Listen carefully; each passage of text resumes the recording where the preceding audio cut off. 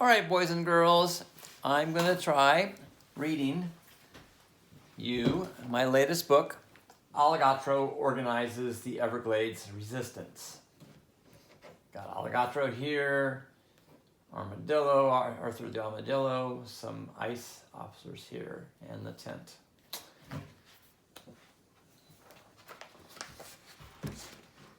Dedicated to those who work for justice, freedom, and freedom for all.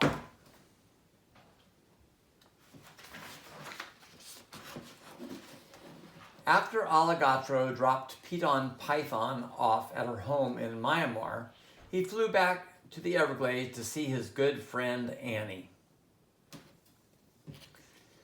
Alligatro splash landed in Chokoloskee Bay, right in the middle of some dolphins feasting on mullet. Being hungry from his travels, he couldn't resist eating a few mullet as well. After his belly was full, he bid the dolphins farewell and swam over to Annie's house in Ochapee. When he arrived, there was tension in the air. "What's going on?" Alligatro asked. Annie gave Alligatro a hug and then frowned. "Mean people built a prison with cages inside huge tents in Ochapee," Annie said. "It's built on an old airport. They're calling it Alligator Alcatraz because they want people to be afraid of the alligators there. The tents are very hot, and the people held there in the cages are going to get overheated and some may die. There are even confining people there who haven't done anything wrong. We're going to protest. That's why we're making these signs. I'll help," Alligatro said. Alligatro called over his friend Eric, a bald eagle. "Eric, can you fly over this prison and let me know what you see?" "Of course," Eric said. "Can you also tell any Everglades critters you can find that we need to have a meeting about this? And be careful when you fly over the prison because the guards have guns," Alligatro warned. Eric flew away and told his family, who told the cranes, who told the vultures, who told the mice, who told the pythons, who told the bobcats, who told the panthers, who told the deer flies, who told the bears, who told the wasps. Well, you get the idea. Everybody soon learned what was happening at Alligator Alcatraz. In the meantime, Alligatro sneaked over with his friend Arthur Armadillo to see what it looked like from the ground.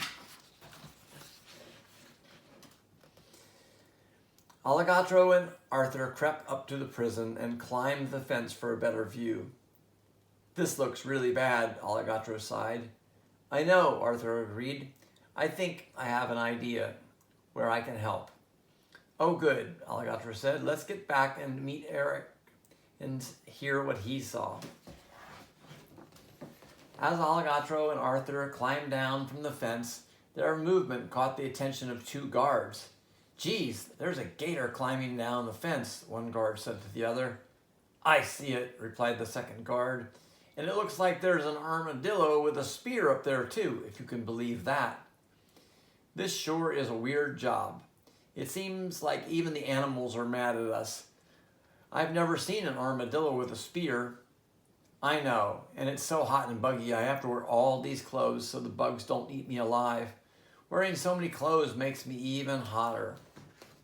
Do you notice the mosquito and the tick? Oh, and the scorpion?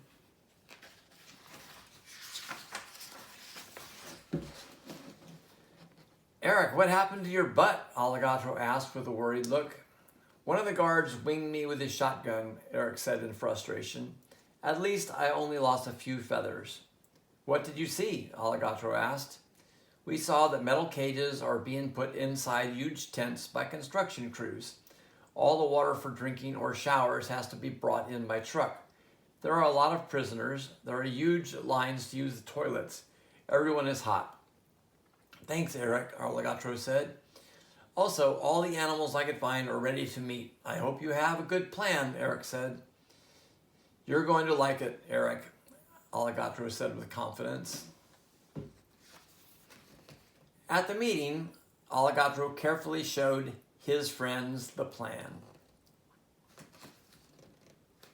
We have bald eagle, a skunk ape, some sandhill cranes, a vulture, an armadillo, a python, some mice, a wasp. The first part of Alligatro's plan was to help give the prisoners good food and drinks. Annie and her family started cooking cheeseburgers for the prisoners. She didn't know how Alligatro was going to smuggle it all in, but she trusted him and his plans usually worked. Alligatro did indeed have a good plan. After the cheeseburgers were cooked, the wasp would take them apart a tiny piece at a time, then fly past the guards and reassemble the cheeseburgers on the prisoners' plates. At first, the prisoners were afraid and didn't understand why there were suddenly thousands of wasps coming into their tents. But no one got stung, and then came a message to reassure them.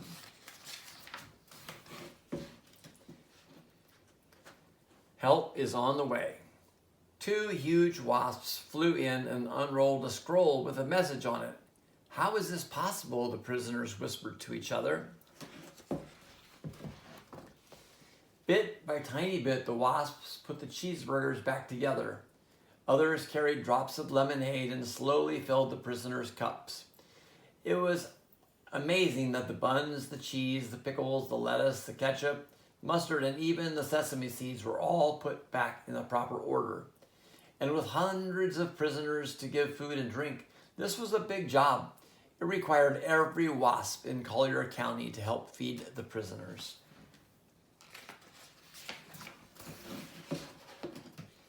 Their smiles said it all. Alligatro's plan was working. They were well fed with delicious cheeseburgers to eat and plenty of fresh squeezed lemonade to drink. Even before dinner was over, the paper wasps took a break from making their huge paper nests that were their homes and decided to make a paper piñata so the prisoners could have some fun. They filled it with candy, and after it was broken open, everyone cheered, and they shared the candy with the wasps, whom the prisoners now loved. But still, the cages and tents were prison, and the prisoners were still locked inside, and it was hot.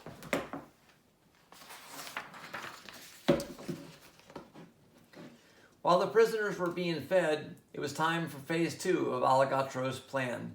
It was time to convince the guards to quit. Look at that crazy cloud of wasps, one guard said to the other. I'm sure as heck not going inside that tent, even though we're supposed to be supervising. Those wasps must be raising Cain with the prisoners from the sound of all the screaming, the other guard said.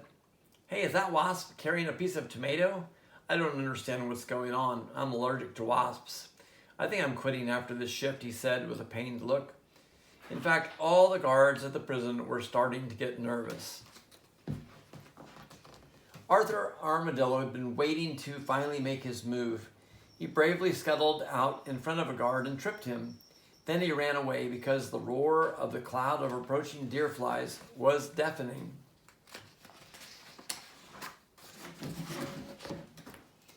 When the guard stumbled, his shirt came untucked. This was Arthur's plan.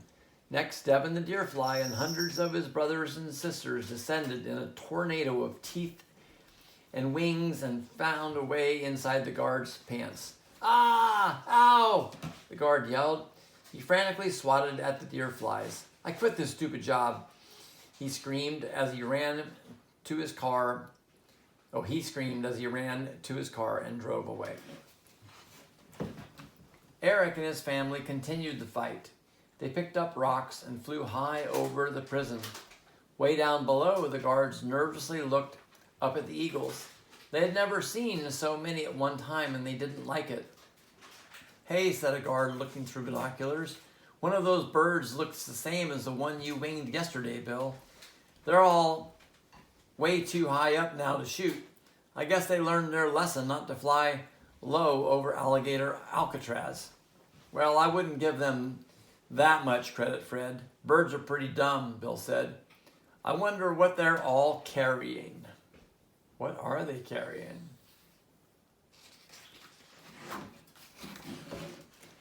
At Eric's signal, the eagles unleashed a hailstorm of rocks that buried Fred and Bill. "Sorry about the mess," Eric said as he swooped down and dropped the last rock and some poop on the unhappy guards' heads. The third guard ran away. The falling rocks had even broken the prison sign in half. Now it was Peter Python's turn to act. Peter found a guard who was falling asleep while standing up. Peter quickly wrapped himself around the guard. "Let me go," yelled the guard as he struggled. "Please, I'll do anything." "Sssss," Peter hissed, squeezing tighter. "Go away and don't ever come back." "Ah, a talking snake," wheezed the guard.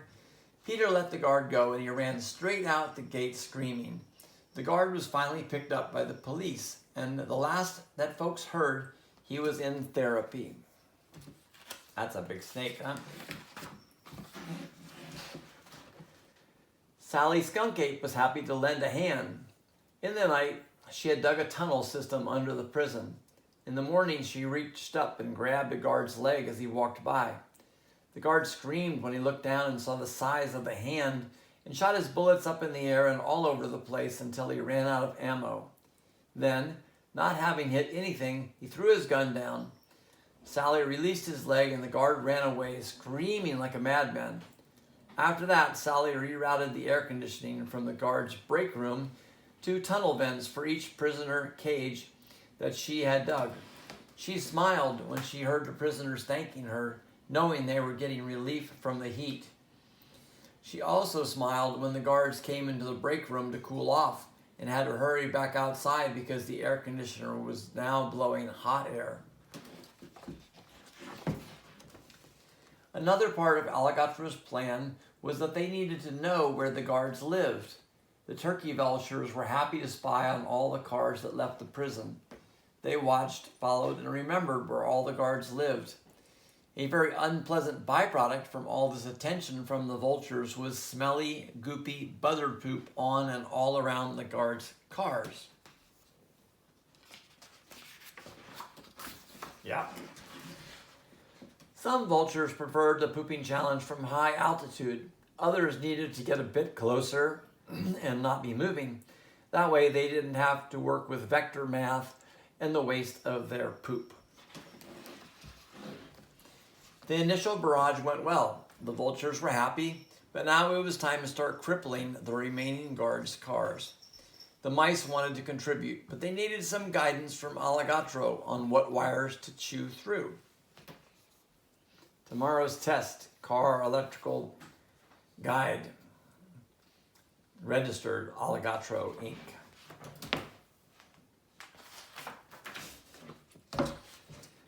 Early the next morning, a flock of sandhill cranes gave all the mice a ride to the remaining guards' houses where their cars were parked. Most of the mice chewed through the small coil wire. These cars simply refused to stop. Their owners were fed up with their jobs anyway and called in and quit. One team of ambitious mice went one step further and connected a wire going from a spark plug to the seat heater. The insulation and the upholstery on the seat quickly melted under the 10,000 volts and gave the guard a big zap. He's okay, but was frozen in this position long enough for the Naples Sun newspaper reporter to snap a picture. I think he looks pretty funny.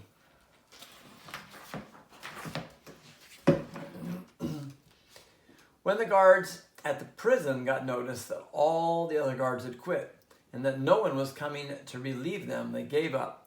They all got into their cars and left, and eventually only the prisoners remained at Alligator Alcatraz. They were still locked in cages, but not for long. Sally Skunkate slowly walked into a tent. She didn't want to scare the prisoners, so she gave them her best smile. She was wearing her red bandana because it made her feel like Rambo.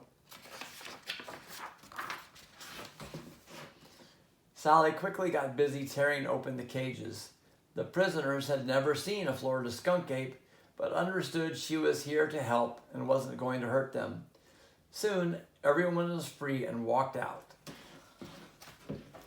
The first thing on every prisoner's mind was to take a hot shower.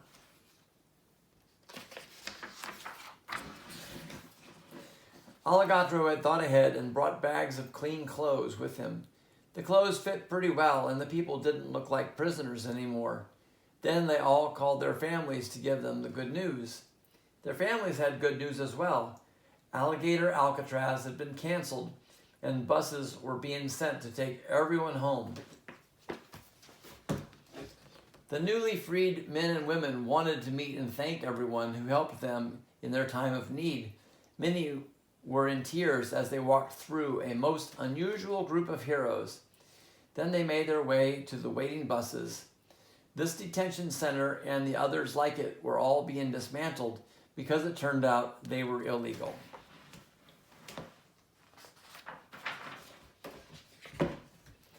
Now that all the prisoners were free and away from Alligator Alcatraz, Alligatro took a walk and pondered how he could prevent a prison like this from ever being built here again.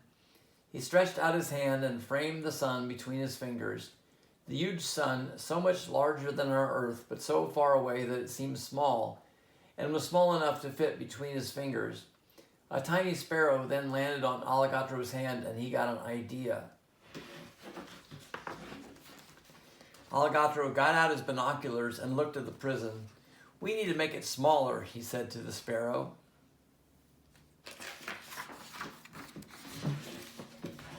Meanwhile, a group of protesters near the prison placed several huge crystals all around the entire perimeter. They imagined a gigantic bubble containing the empty prison and the whole thing just floating away on the breeze. At the same time, hundreds of children picked dandelions and made wishes while blowing the little seeds free. Sadly, we can't share these wishes with you because we don't want to jinx them.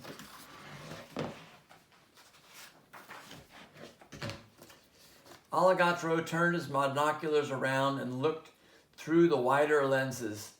The prison was now so tiny, as small as a single grain of rice. Suddenly, something huge darted in front of him and picked up the prison in an instant. Alligatro blinked. Did the sparrow just eat the prison when it appeared small in the binoculars?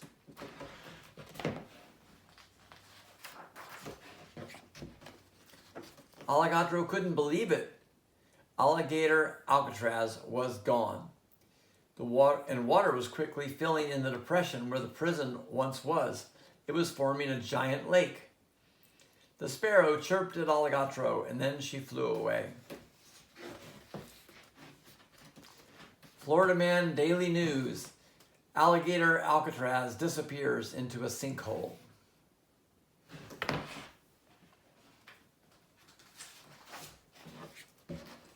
The next day, newspapers all over the world reported that Alligator Alcatraz had sunk hundreds of feet down into a sinkhole.